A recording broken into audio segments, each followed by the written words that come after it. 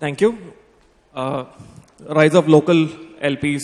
This is a very interesting topic because for every penny that is invested as a limited partner in the country has a multiplier effect. To that extent, that the role played by the domestic LPs is humongous.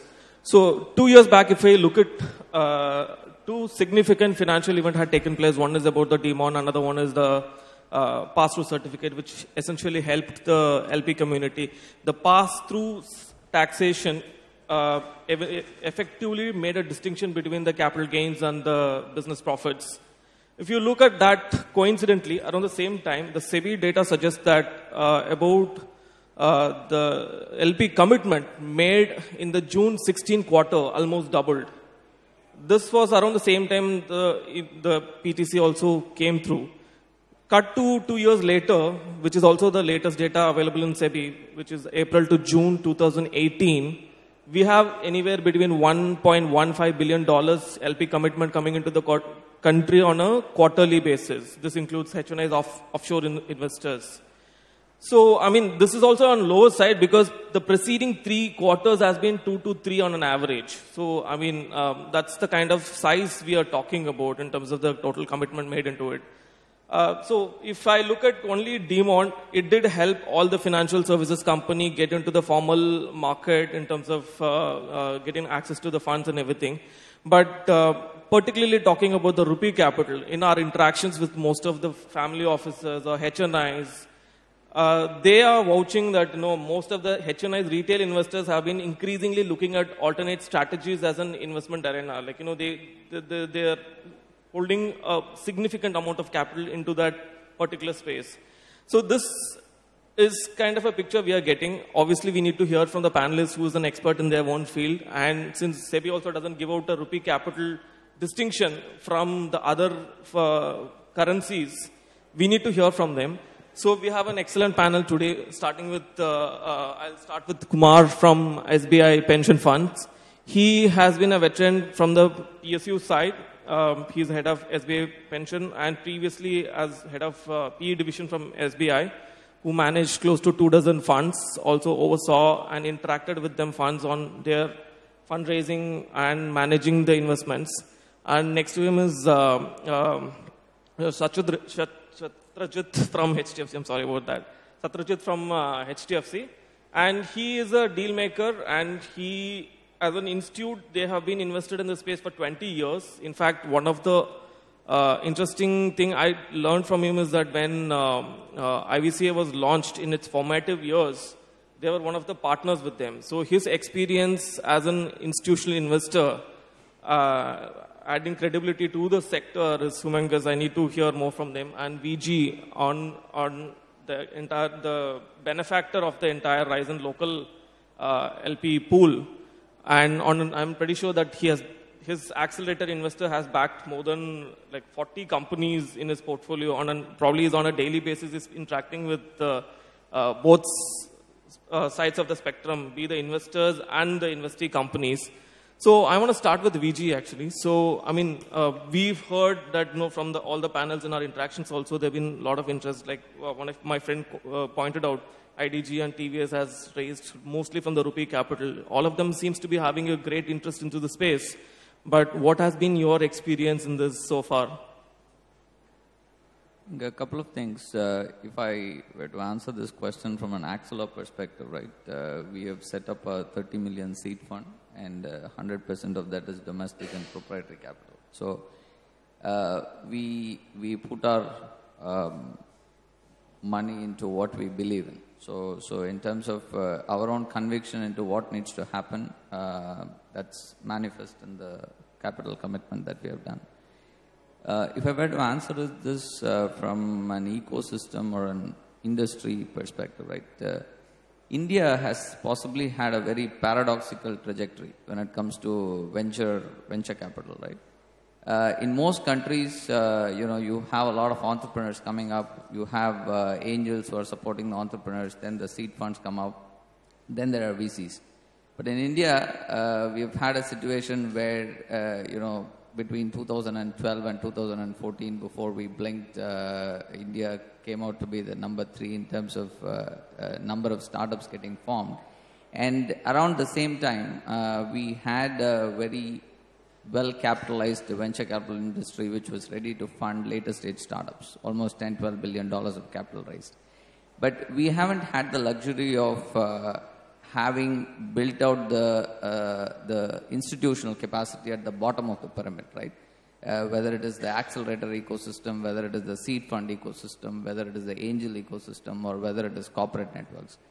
I think after having seen the first wave, 2012 to 2017, the next wave that we will see in the next 5 years, obviously the quality of founders is definitely going up. In our own portfolio, we have seen percentage of founders with prior startup experience, prior enterprise experience going up from less than 10% 4 years back to about 70% now. The later stage investors are wiser. They have benchmarks from their first round of investments as to what should be the real capital that a business of a certain type will need. And networks are slowly getting formed. So one important submission and hope that I have is that we will get to see a lot more activity in the seed space, because unless that gets solved, we will continue to live in this ups and downs of every 2 years we'll have a Series A boom, and the commentary for the next 2 years is like that there is a Series A bust. Because fundamentally what drives the Series A deals and the later stage deals is the quality of the seed pipeline. So I'm personally hoping that we will get to see a lot more domestic capital flow into the seed stage. And if you look at empirical evidence, I think no venture ecosystem has grown with the seed capital being supported by foreign capital. Right? So if you put all these things together, I think there is no other way in which we will be able to get to a very robust startup ecosystem in the country and deliver on the promise unless we solve for the seed stage. Excellent. And you pointed out, like, though there is a huge stress on the seed fund active, he's also pointed out that late stage investors are wiser. So I'd start with Mr. Kumar. You had 2 stints currently SBI funds and previously with State Bank of India also. What has been your experience in terms of handling these funds, and where do you see the domestic capital going from there? What is your experience?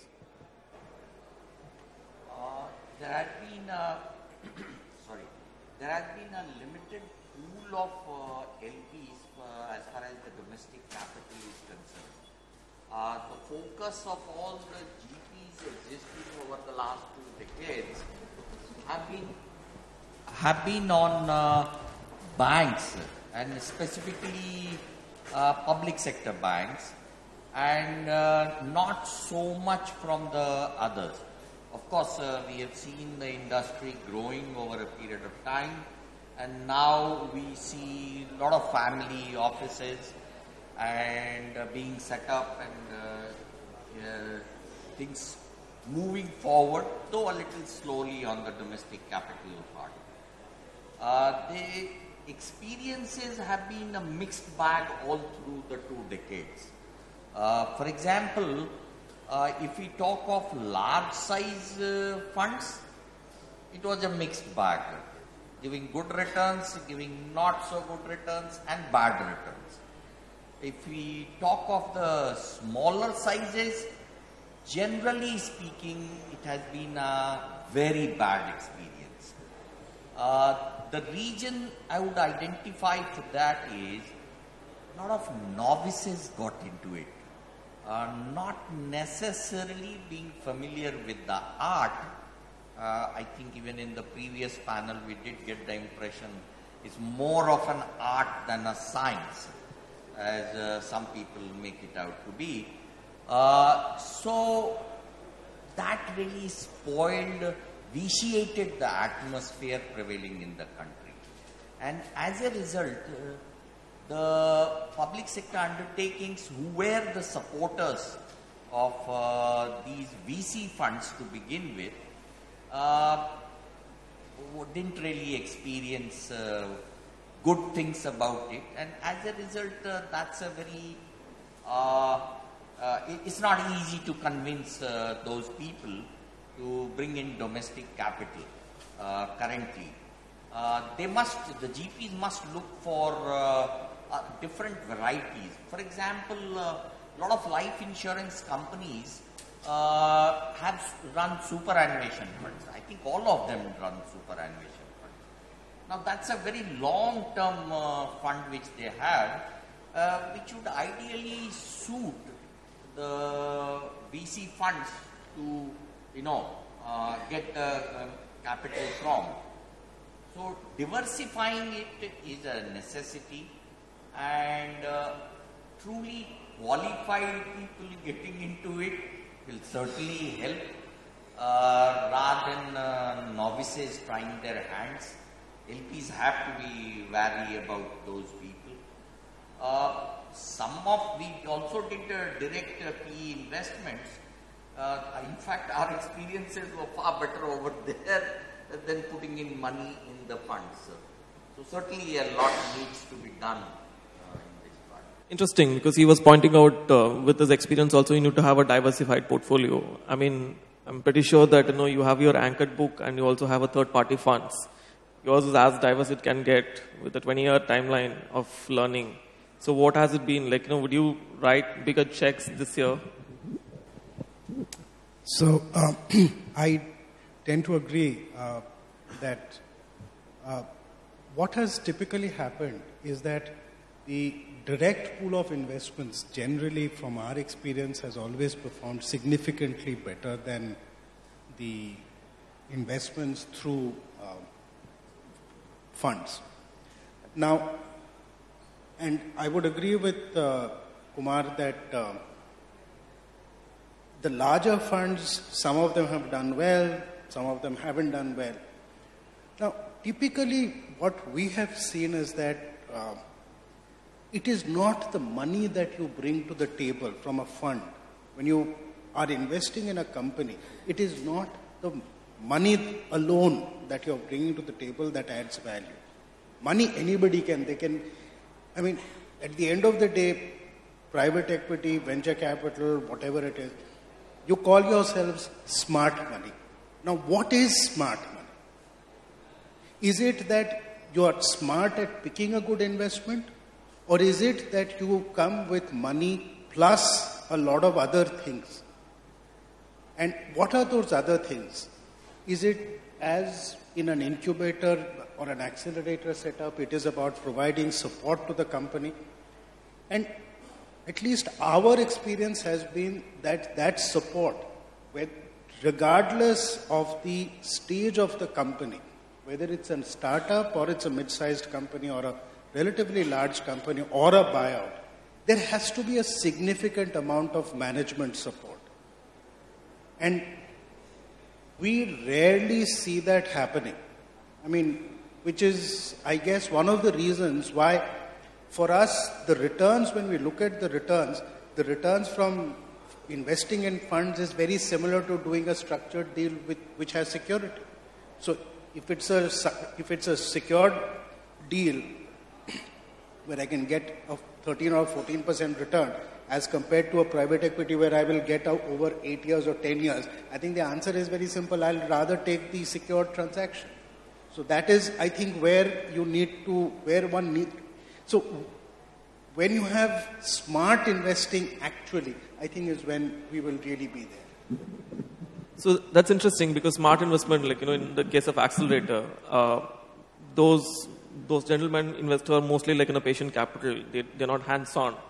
In your case, you're hands-on in terms of with your investee companies, in terms of guiding them through the process and everything, operationally getting involved with them. Though currently you are investing out of your prop fund, what do you think is a possibility that VCs and PEs generally, like they pointed out, are not smart money because they're not the LPs are not involved in the stages of their portfolio development and everything. So, what is your suggestion here? What do you think can be done here? I'm not very familiar with the PE industry, so I'll stick to what I'm familiar with, the seed and the VC ecosystem.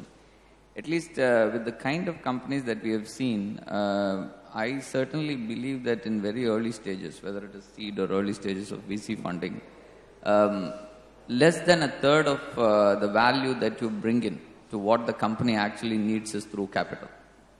Right? In fact, when we started out in 2014, being backed by people like Chris Gopalakrishnan and Shibulal, founders of Infosys, we had a temptation to be a VC fund ourselves. Right? But when we step back and look at what was missing in the Indian ecosystem compared to some of the other advanced ecosystem, there was hardly any institutional capacity to support startups in early stages, right? Whether it is an accelerator program which allows startups to move predictably, improve their odds of success in terms of getting funded, in terms of building out early validation of the business, in terms of building out the right team. The seed funding ecosystem, which 4 or 5 years back was 1/100th of what we needed, and most importantly, networks.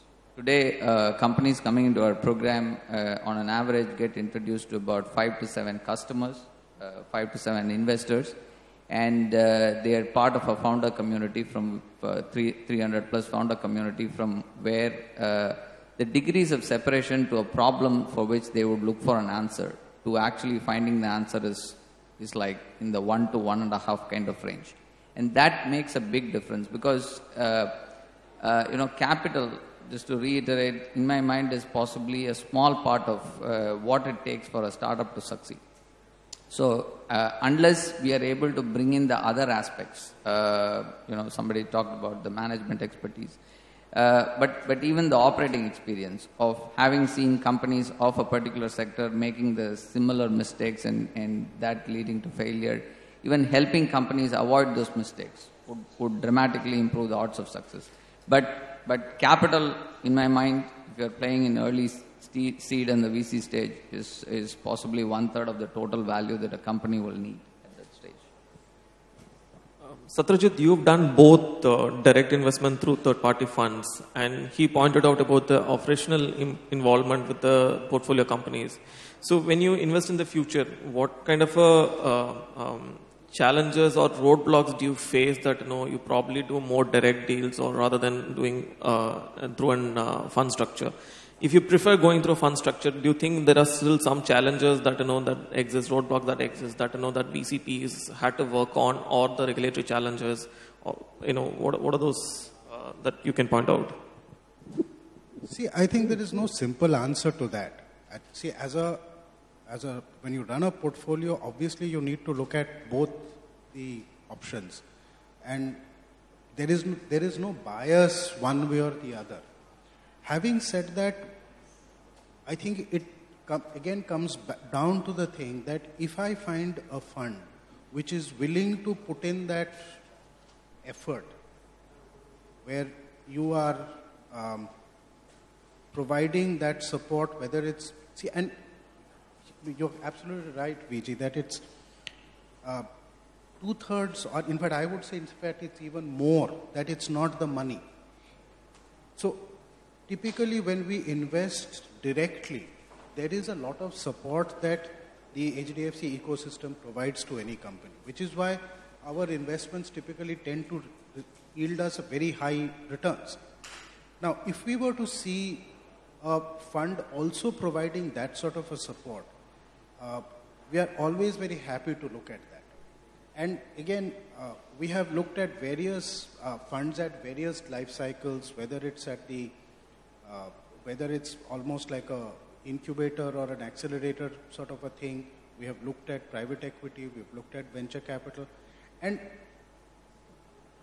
always it is where there is that management support, and we are always happy to support such funds.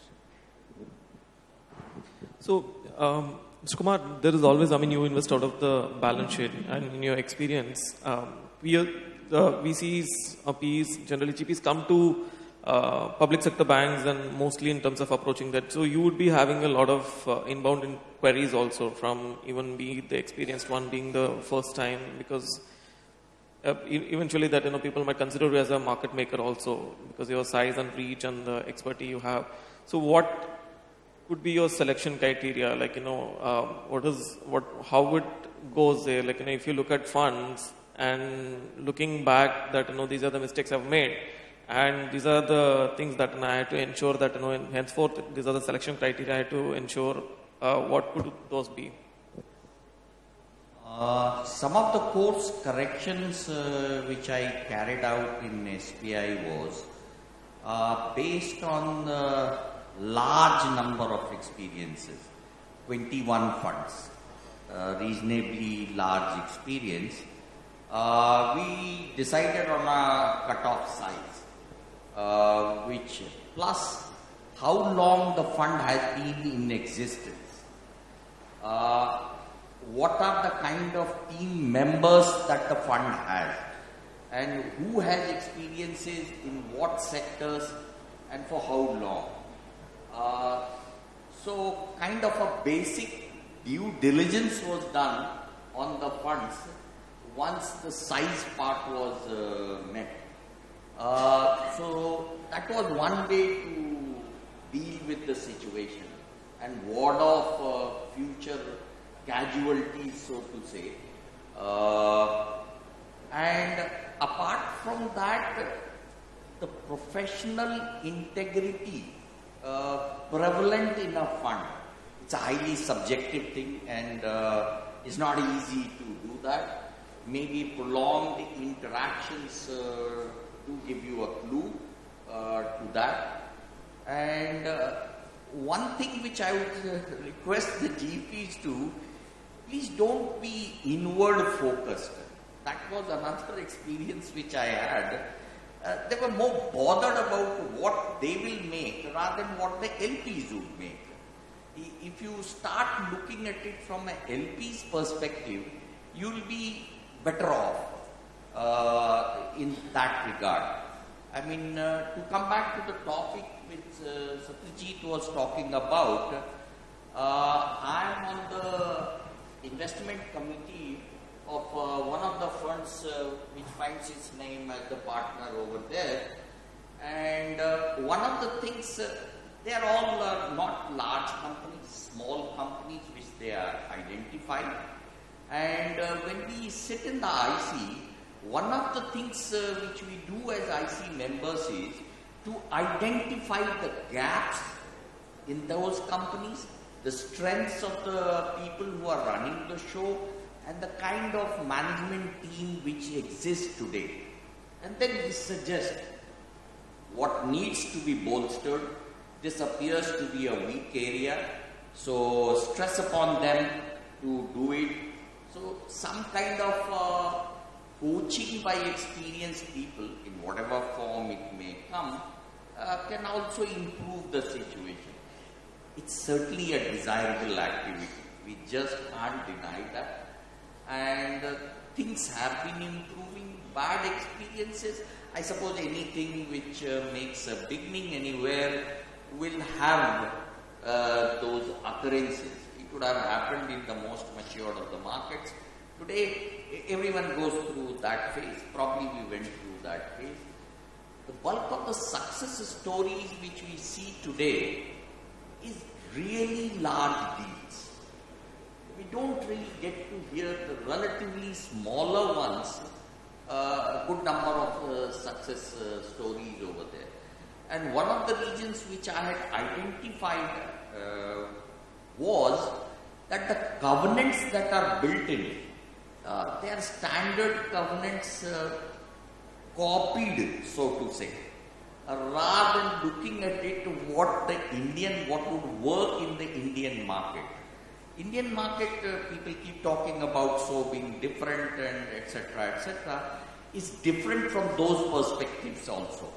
So what you need to see is what covenants would really come effective when you really need to exercise it, and what won't come good. It's no good feeling happy about putting covenants, the standard covenants which you read anywhere, picking up. Most of them don't work in India. So one has to be careful of those things, what would be effective, what would not be effective. Very interesting. We cannot have a boilerplate kind of a system for every deals in this market. So I have a few minutes left, and if there is any question from the floor, quickly, any show of hands. So I'll go back one on the questions on the returns actually. So probably I'll ask with you, Mr. Satyajit, and what has been your experience in terms of returns on your subsequent sectoral coverage? I mean, one is that, there is an observation that, cursory reading of the entire AF registered, about a majority of them, 40% is on the real estate side, and you being a industry participant in there. And so how has been your experience in terms of your sectoral exposure and subsequent returns on those sectors? So on real estate, I will not comment. I think there are enough conflicts there for me to comment on that. But frankly, now real estate is of course a very large thing, and it's not really, you can't really call it a sectoral fund. But we've seen a few sectoral funds other than like just a pure technology fund or a pure healthcare fund and things like that. I think the challenge again there also goes back to the same issue, that unless, and I think the experience overall has been very, very mixed in that. Some of these sectoral funds have done abysmally, absolutely abysmally, while a few have done very, very well. And again there it comes back to that, just to say that I'm setting up a sectoral fund because it's the flavor of the month doesn't work. What has been the manager's experience? What is his knowledge of that sector?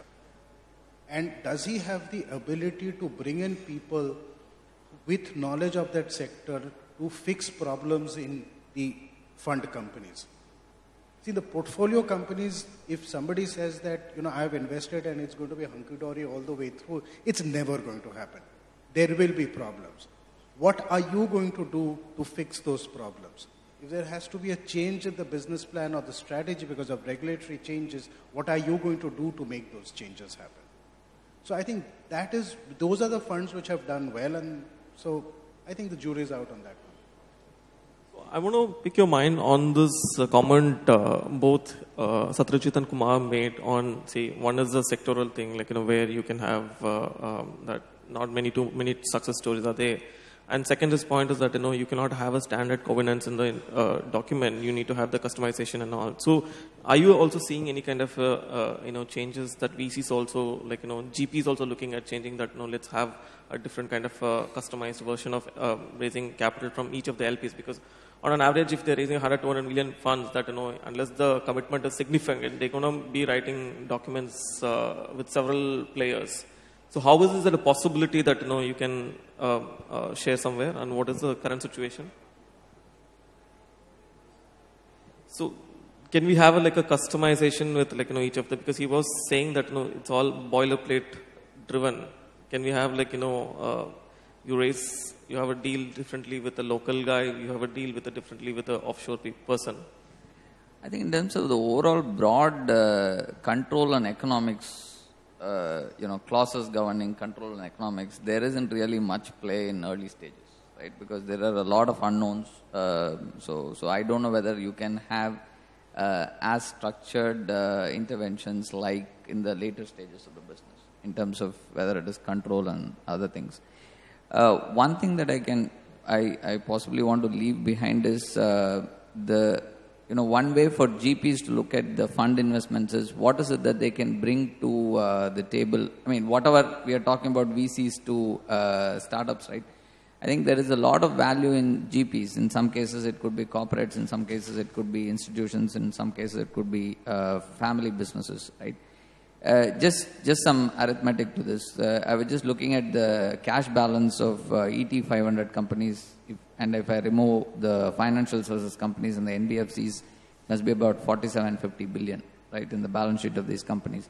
The total venture investment in this country in early stage in a year is about 1.5 billion, right? So it's a very small percentage of the capital that is lying around, and even if these corporates were to look at it as an investment into driving innovation for their own corporates in specific areas, right? It would make a big difference to the overall domestic capital that could come and support the startups.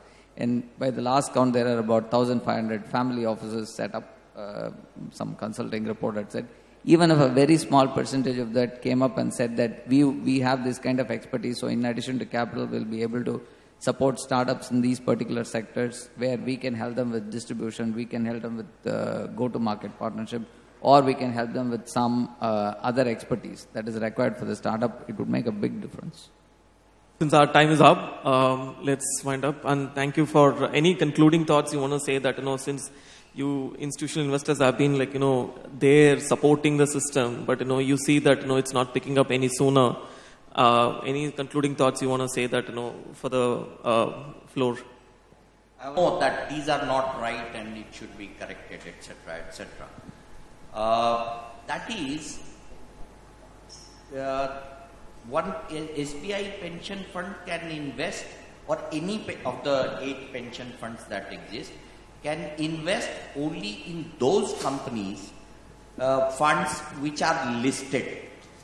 Now, to the best of my knowledge, no fund is listed in this country. So, if you could talk to the regulator, PFRDA, for removing that, because it's a condition which just doesn't exist with anyone. And the second one is the restriction on, of course, which would be applicable only if the first one gets taken care of. That is, you cannot invest in an industry more than 15%. I think the SEBI norm of not investing more than 25% in a company is a much better regulation than what the pension fund regulatory development has. Thank you so much. Thank you for the panel. Thank you for the great inputs. And I think the story is yet to begin.